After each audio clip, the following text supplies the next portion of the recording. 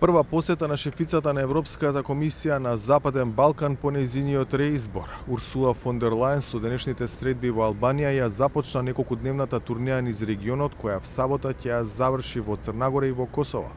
Председателката на комисијата доаѓа на Балканот во мисија на потврдување на европската перспектива на Балканската шесторка и уверување дека проширувањето, процес кој доби безбедносна димензија по руската агресија врз Украина, продолжува. Rest assured that enlargement will remain top. Бидете уверени дека проширувањето останува наш врвен приоритет. Нашите партнери од Западен Балкан ги спроведуваат реформите и имаат поддршка од нас. Се претпоставува дека утрешните состаноци на фон дер Лајен ќе бидат потешки. Таа доаѓа во Скопје непол месец по одлуката за одвојување на Северна Македонија од Албанија во процесот на пристапување.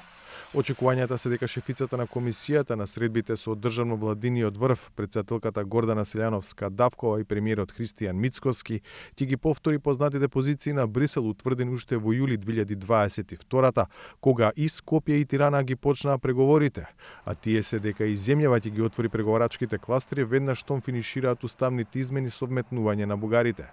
А она што ќе го слушне од македонска страна според изјавите кои доаѓаат од владиниот врв е исто така познато. Уставни измени со одложено дејство или гаранции дека ќе нема нови блокади кои не се поврзани со реформите неопходни за членство. Тоа пак вчера од Виена го кажа премиерот. Продолжуваме да се бориме за Македонија и за македонските граѓани.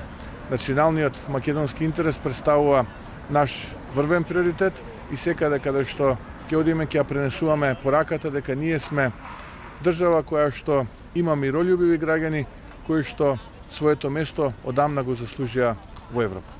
По формалното одвојување на земја од Албанија, што е резултат и на неспроведувањето на уставните измени договорени во времето на владата на СДСМ и на ДУИ, опозицијата се сомнева дека власта на вистина има план што и како понатаму. Премиерот најавува дека има поддршка од некои земји, дека може да се подобри нашата позиција во преговорите со Европска унија. Министерот Муртезани во тоа го демантира, така да едноставно сметаме дека или не ја кажува вистината, или нема никаков план.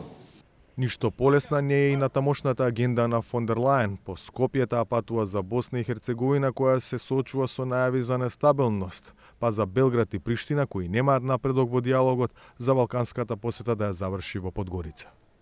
За Гласот на Америка, од Скопје, Владимир Мирчевски.